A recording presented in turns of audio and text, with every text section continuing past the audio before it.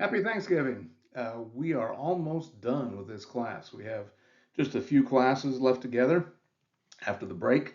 At least part of that we'll be reviewing for the final. I'll also have the study guide up for the final, hopefully by the end of Thanksgiving week. Encourage you to finish strong. Come on, give it your best shot, particularly on the final to help you with your final grade.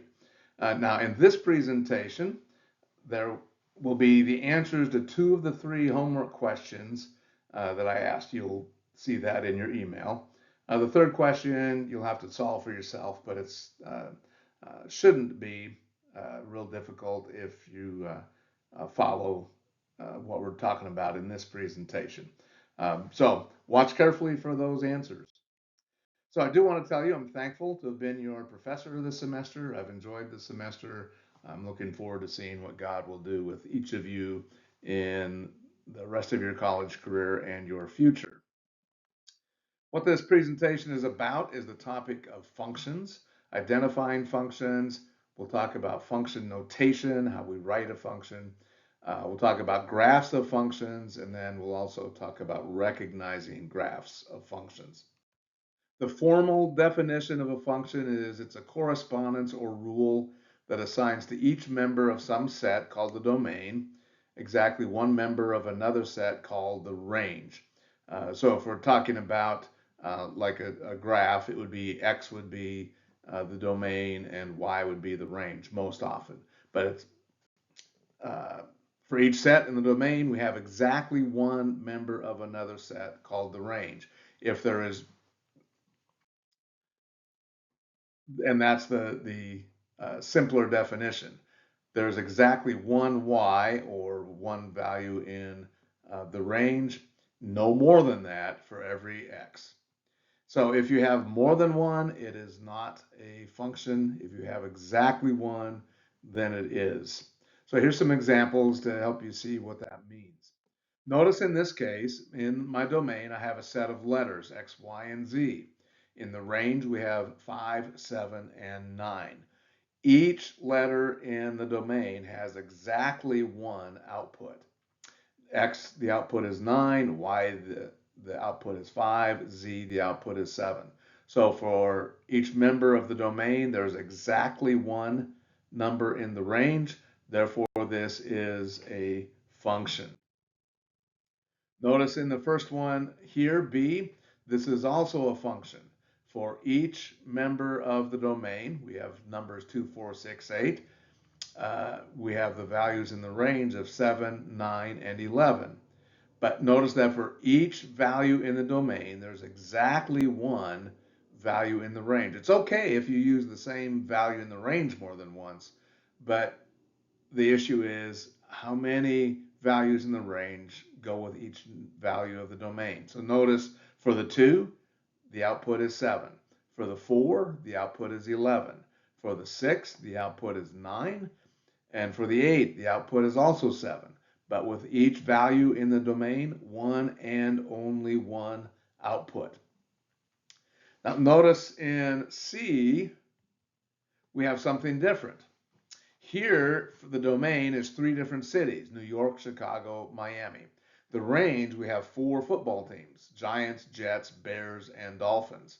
But notice this is not a function because for one of the values in the domain, New York, I have two values in the range, Giants and Jets.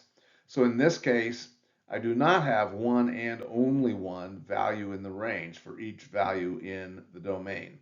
New York has two values, two teams. So that would not function as a, or would not serve as a function. So that leads us to question one on this short break. Um, the question asks, what's my favorite Thanksgiving side dish?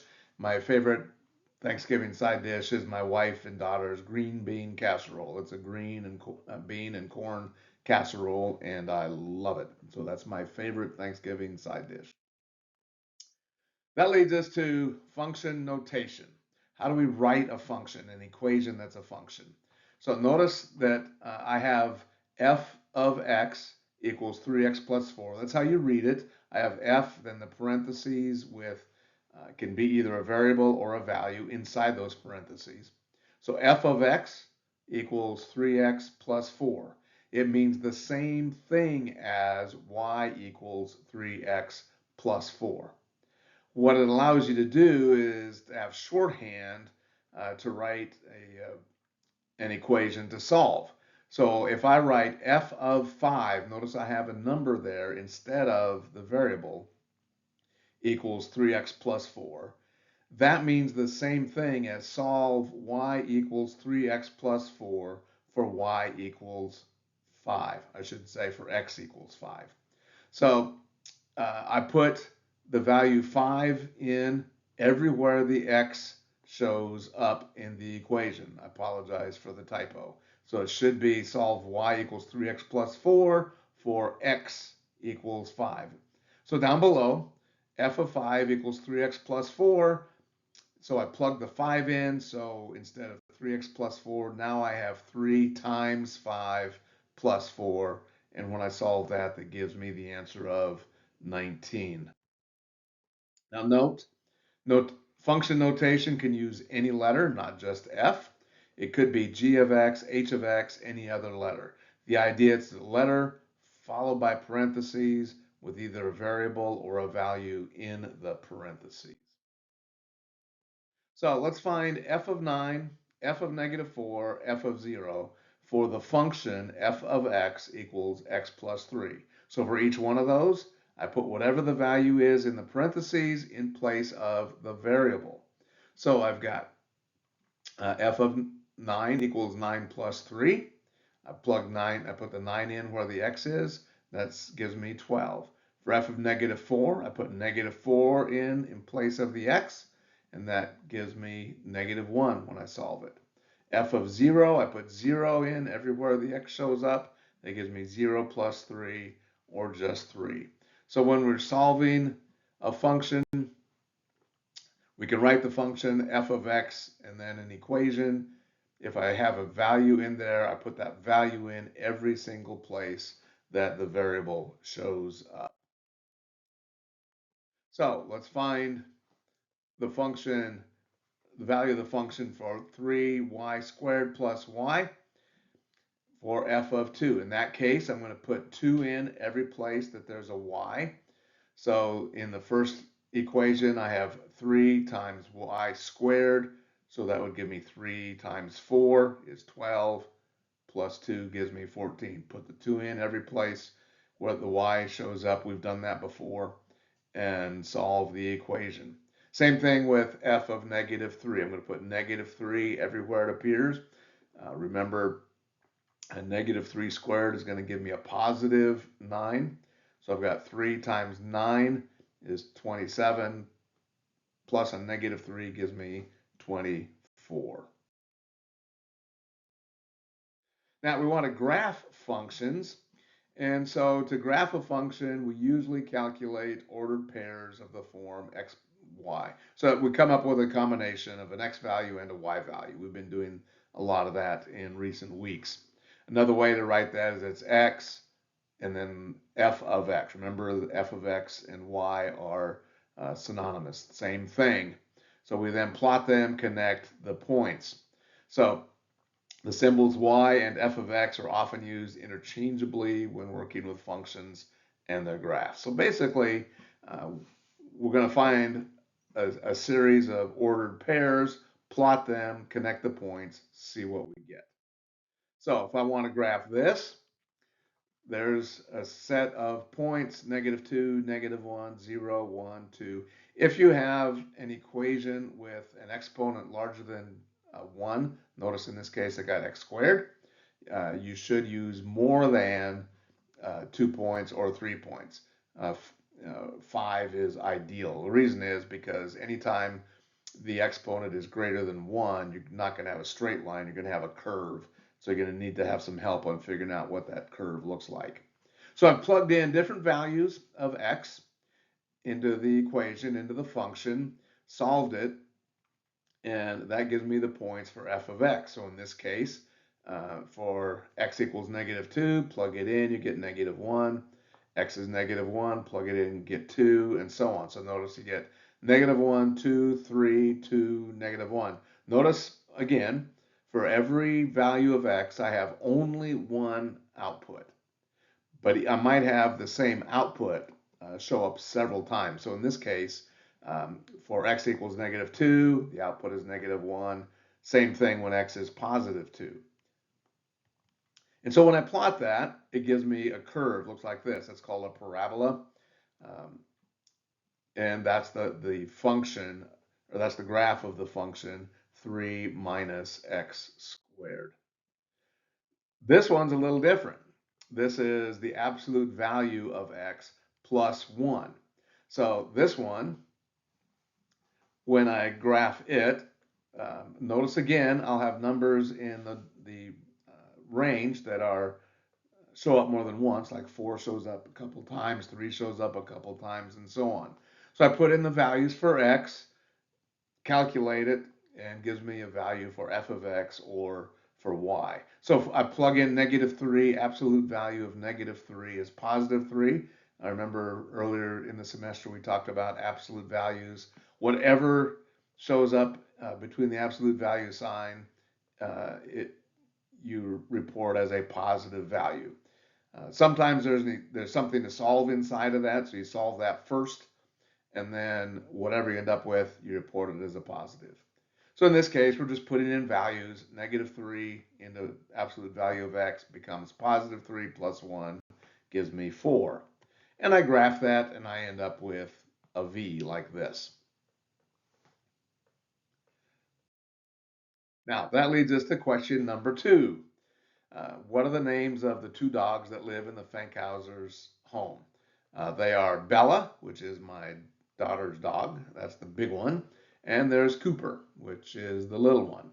Now, all I have to have for the answer is the names, not which is which. So the names of the 2 dogs are Bella and Cooper. Now, how do we tell from a graph if a line is a function or not? Well, it's called the vertical line test, a line that goes straight up and down. So a graph represents a function if it's impossible to draw a vertical line that intersects the graph more than once. In other words, as you go through an x value, go up or down, it only crosses the graph one time and one time only. So in this case, if I go across on the first one, doesn't matter where I go on x. Notice like if I go x is 0, there in the middle, and I draw a line up and down, it crosses the graph down there at y equals -4. But that's the only place it crosses it. And as you go from left to right, it doesn't matter what value you pick, you cross the y-axis only one time. So no matter where you draw that vertical line, straight up and down, if it touches the graph in one place and one place only, it's a function. But notice the difference with B. Over here, in many of the places, if I draw a vertical line straight up and down, it'll cross the graph twice. So look at the value for where x is 4. If I go up, it crosses at y equals 4, but if I go down, it also crosses at y equals -4. So in this case, with the domain x, I have more than one value in the range y. So I've got, if I have more than one value for the range, then it is not a function. So if you can draw a straight line, sometimes you can take a piece of paper and just run it across left to right and keep the edge vertical. If you draw that piece of paper, draw it across the line, across the graph. If it never touches the graph more than once, then you have a function. So there, that demonstrates that it hits the graph twice. Therefore, it is not a function. What about this one? This is a weird looking graph, and um, you can't give it with a simple equation. It's a combination of equations. So is this one a function or not? Notice for most of it, it looks like it is. So from -5 all the way right up almost to -2, and then just beyond -2 and beyond, if I have the vertical line test, it hits the graph only once. But notice that x equals -2. There I have a vertical line, and so the function there has all the values between y equals -1 and y equals 2 for the x value or the domain x equals -2. And so because at that one point the vertical line goes through another vertical line, it is not a function.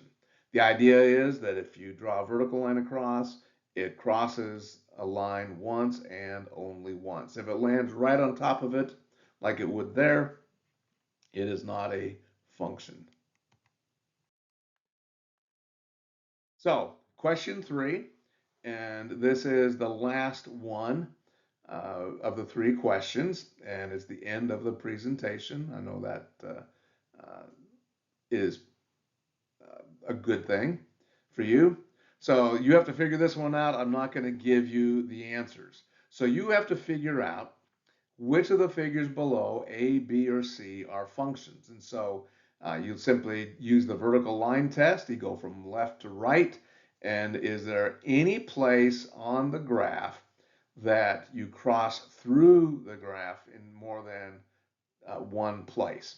So as you go left to right on number A, do you cross the line twice? As you go left to right vertically on number B, do you go through the line twice or more? On letter C, if you go left to right, do you cross the line one or more? So that's what the third question is asking. On the handout, it simply says, um, please answer A, B, or C. And so this is what you're answering from. So that is it on functions. Basic idea that if you're looking at a chart, or if you're looking at data, for every piece of input, you have only one output. If you have one X, you have only one Y. Um, if you draw the graph, if you do a vertical line test, go across left to right and only cross the graph once, then it is a function. If you cross the line more than once vertically, then it is not a function. So that's it. Please submit your answers before the Sunday night after Thanksgiving. Um, and I hope that you have a great break. I know some of you are staying in town, some of you are going out of town. Hope you have a really great Thanksgiving break and a restful time. We will see you Monday after Thanksgiving, ready and raring to go. Bye bye.